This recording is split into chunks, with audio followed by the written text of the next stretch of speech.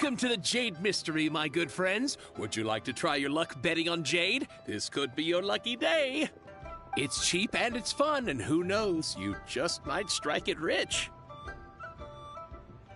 Betting? No. Noctilucous Jade, of radiant grade at the very least. Radiant grade, Noctilucous Jade? I see. You're not a tourist. My apologies. I have some here for your perusal. What do you think?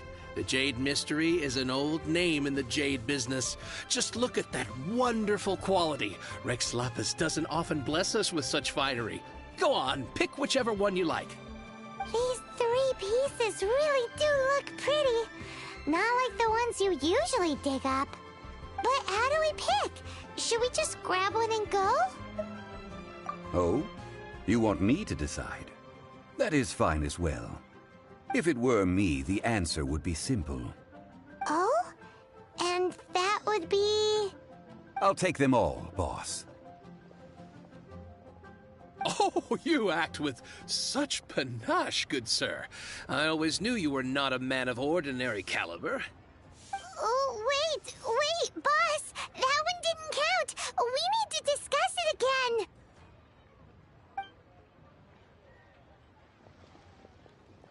Hey! If we only need one for the ritual, aren't we wasting 3 times the Mora if we buy them all?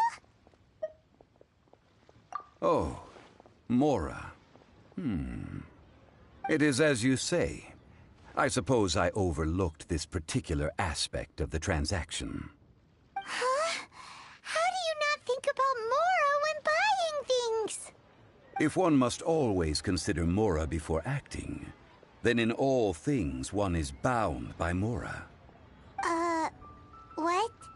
All Mora is currency, but not all currency is Mora.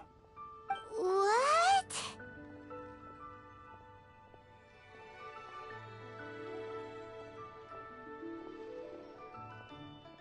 Is this how the rich live? Well, he knows a lot about big money. No need to waver. Even when I am constrained by Mora, I have ways of working around my limitations. Evaluating the quality of Noctilucous Jade is indeed very tricky. As crude ore, there is little difference in texture, lustrousness, and internal pattern between good and bad jade. Only after the item made using Noctilucous Jade has taken shape will you be able to see whether it is up to par or not. If you return to those crafty merchants to quibble, they will counter by saying that your crafting bench is to blame, or that your heat... Whoa! To think it's that easy to get cheated. But there is a way to truly evaluate this jade, and a true insider would know it. A fool sees the pointer and misses the moon. What does that mean? If you point at the moon with your finger, a wise man knows that you are pointing at the moon, while a fool will only see the finger. The patterns, the facade, these are all the finger. Noctilucous Jade is a mystical stone used to light up the darkness, and so its brightness is the important thing. It is the moon. Noctilucous Jade of excellent quality would have superior pyroaffinity. In other words, the bluer and brighter the luster of the ore under high temperature, the higher its quality. I have imparted the priceless secrets of the jade trade to you. Now, all that's left is to put it into practice. Priceless, huh? Paimon's just said that we might never be able to use it again. We're back to buy some rocks, boss. But can you let us burn them first? Burn them? You can't do that, my friends. If you were to do so, what would I have to sell? Not buying? Come now, my good friends. We can still discuss this. Negotiation is key to trade, wouldn't you say? How about this? I can take a small sample of all 3. I'll take a bit of a loss. We'll count it as a friendly gesture. Don't worry. I know the rules. As long as we can prove that it is good jade, you will not take a loss. All right, take these as samples. I've carved them off with a knife and tagged them to boot.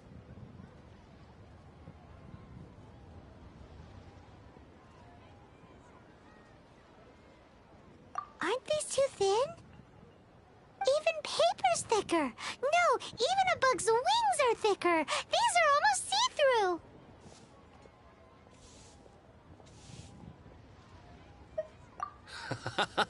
Oh, you flatter me, but I have to be gentle with these rocks. They are my pride and joy.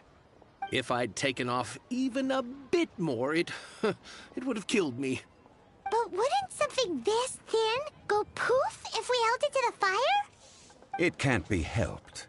Trying to deprive a merchant of his profits would be like forcing a ravenous wolf to vomit up the food in its stomach. Nonetheless, under the right conditions, these thin slices will serve. What sort of conditions? While we add the high temperatures using pyro, we can use hydro to reinforce it from within. This way, the samples will not disintegrate immediately. Oh! Oh, sir, to think you were this learned. Thank you for your understanding. Strictly speaking, asking for samples when we have not yet agreed to purchase the goods is unfair. Trade in Liyue must be based upon fairness. Well, guess we just need to find a place to try this out.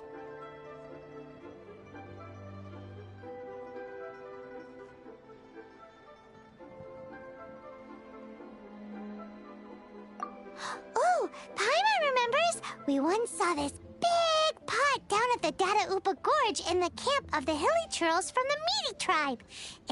Now, let's pack those samples up.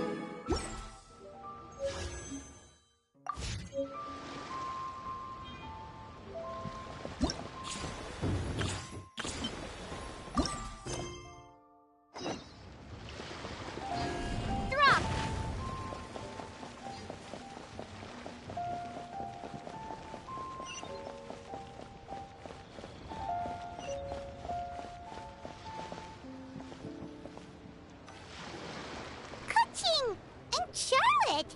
Paimon never thought she'd see you two together.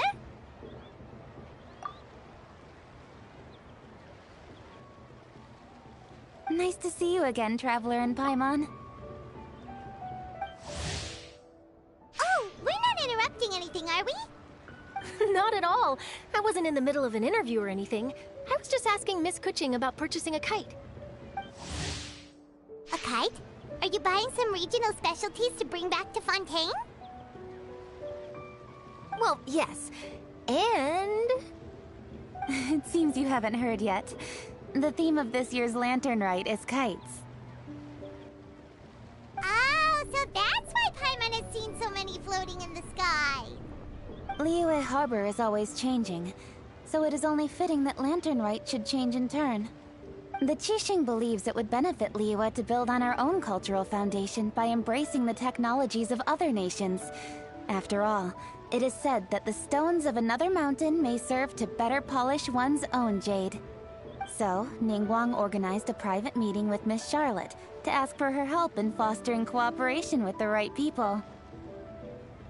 In the end, we decided to combine Liyue's traditional art of kite making with Fontaine's mechanical vertical lifting device.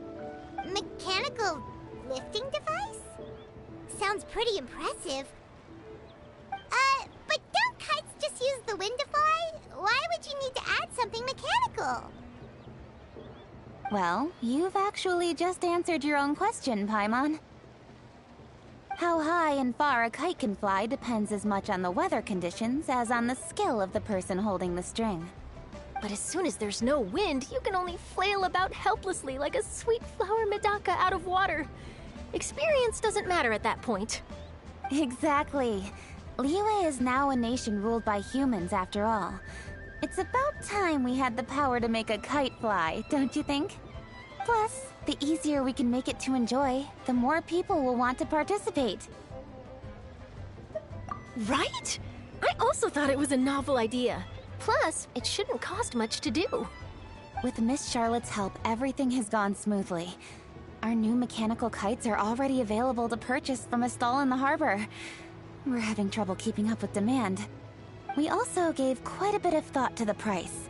We didn't want it to be too much more expensive than a traditional kite. Cool! Turns out you two and Ningguang like playing with toys just as much as Paimon! Toys? They're not exactly toys. You see, Miss Kuching, that does seem to be everyone's first reaction.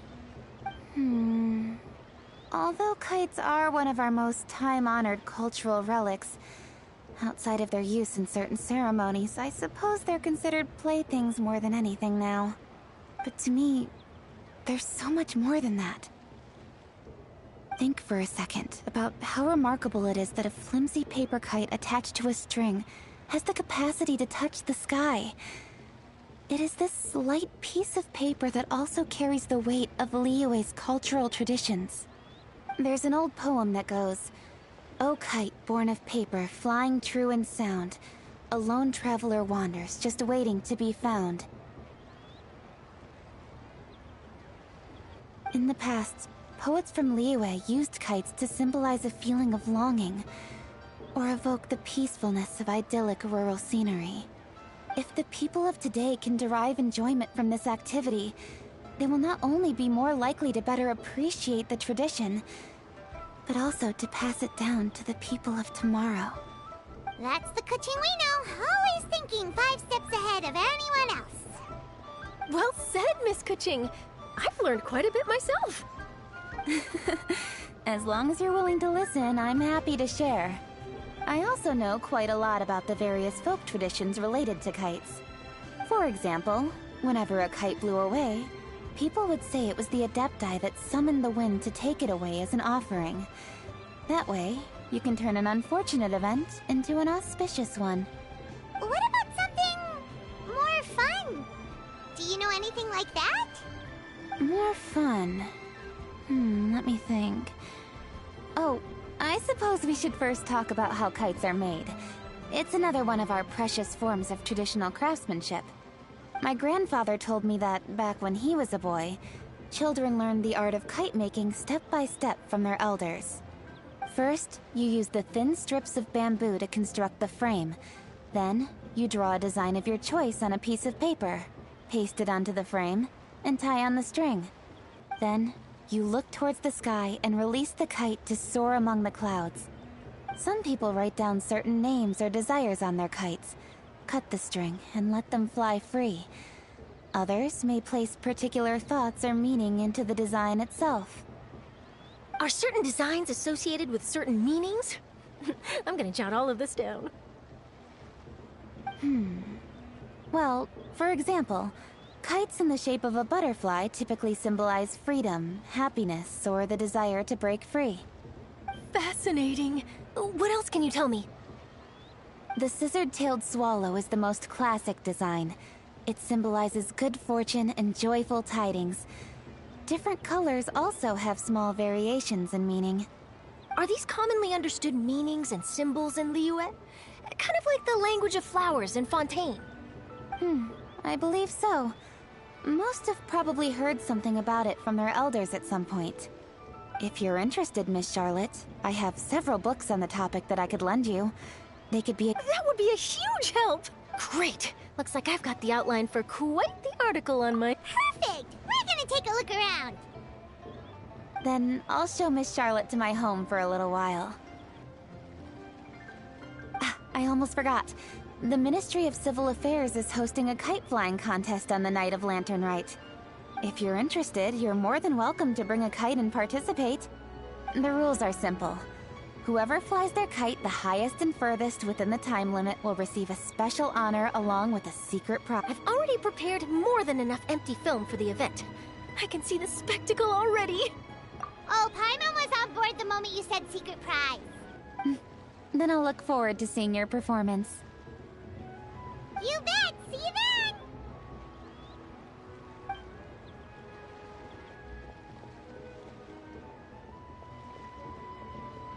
Wait, Traveler? Take a peek to your right. Do you see those two people? Is it just Paimon? Or were they staring at us the whole time we were talking to Keqing and Charlotte just now? Great. So it wasn't just Paimon. Do you think they could be treasure hoarders? They always seem to be stirring up trouble during Lantern Rite. Oh, Paimon's sick of waiting around for something bad to happen. We should strike first, you know. Foil their plans before they even begin. You go right, Paimon will go left.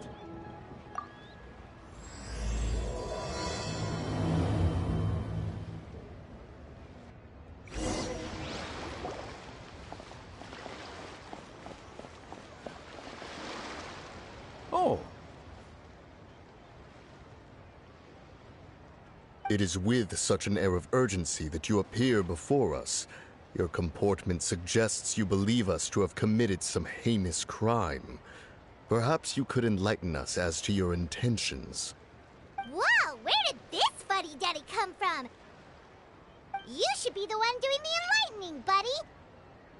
Don't think we didn't notice you eavesdropping. One look and we could tell you were up to no good. Tell us everything, starting with your name! One bears no secrets before two such as yourselves. You stand in the presence of the mighty and illuminated Adeptus, Mooncarver. For the purpose of this foray into the mortal realm, however, you may address one as Hojong. You kidding? That deer's got his head stuck so far up in the clouds, there's no way he'd humble himself down here with the rest of us. You may want to hold your tongue, Paimon. Don't think that Paimon is gonna believe you just because you know her name. Let Paimon guess. You're supposed to be Mountain Shaper, right? Indeed. Mooncarver and myself have descended upon the mortal realm for a visit. The two of you may call me Jiahu. Huh. Looks like you did your research. But in our experience, the harder you try to lead us on, the more likely it is that we've got a big fish on our hands. We'll go straight to the Millelith and have you arrested for impersonating a Adepti. Preposterous! Utterly preposterous! Right. Tell us something that only an Adeptus would know. And it better not be some common knowledge that any person on the street could tell you. You may recall that in order to preserve the tranquility of one's mountain, one planted karst crawlers around Mount Hulao. In fact, the seeds are one of Streetward Rambler's cultivars. Among all the Adepti, her horticultural skill is preeminent. The plant neither wilts nor withers, and its practical use is undeniable. Yet it does require quite the upkeep. After a while, one tires of the effort. Thus, one had no choice but to foray into town to inquire from Streetward Rambler a gentler and more easily managed variety. On your way, you were accosted by a group of youths, and without revealing your true form, were unable to extricate yourself of their presence. If one's memory serves, Streetward Rambler had to personally come to your rescue. How did you come into possession of such knowledge? The young lass, Yao Yao, keeps no secrets from Cloud Retainer. Alas, one can only let bygones be bygones.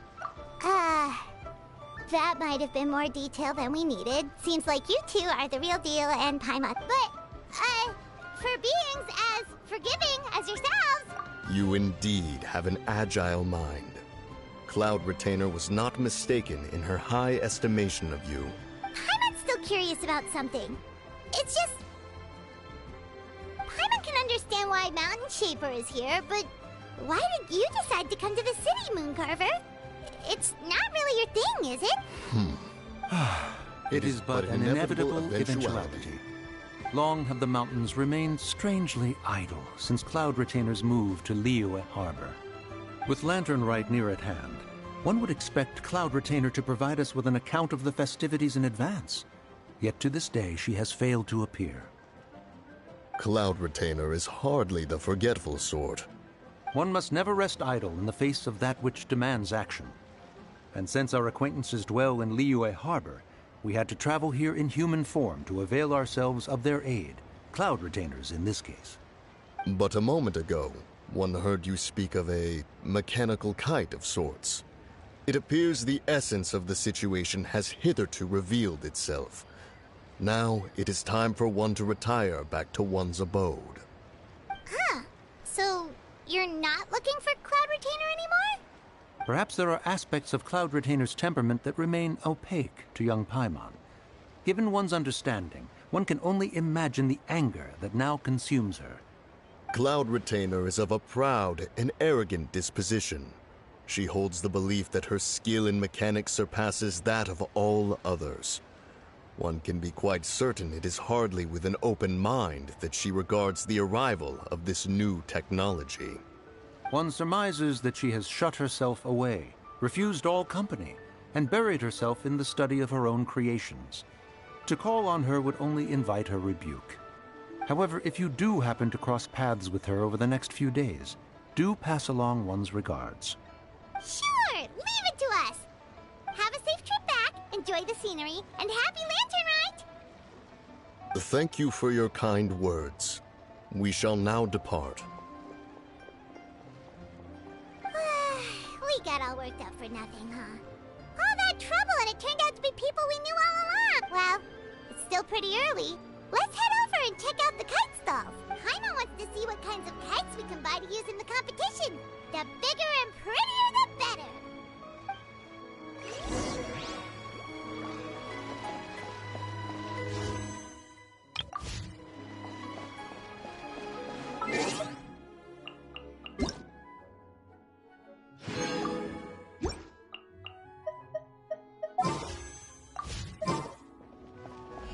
Starfall!